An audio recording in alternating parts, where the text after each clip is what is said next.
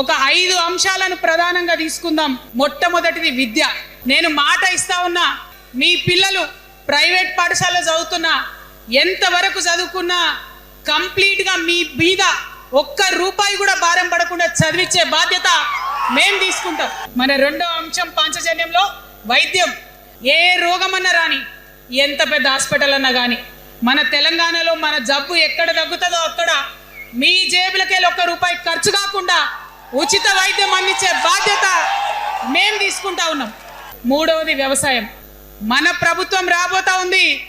ఆ ప్రభుత్వంలో రైతే రాజు అనేటటువంటి నినాదాన్ని నిజం చేస్తాం.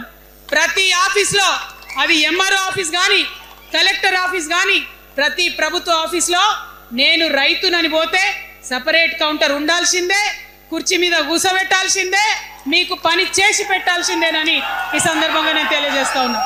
ఇక నాలుగో అంశం ఉపాధి. ఎవరైతే ఉద్యోగం చేయాలనే యూత్ ఉంటారో వాళ్ళకి మొదటి సంవత్సరమే మన గవర్నమెంట్ వచ్చినాక 4 లక్షల ఉద్యోగాలు ఒకటేసారి సింగిల్ నోటిఫికేషన్ తోని ఇచ్చి తీర్థం.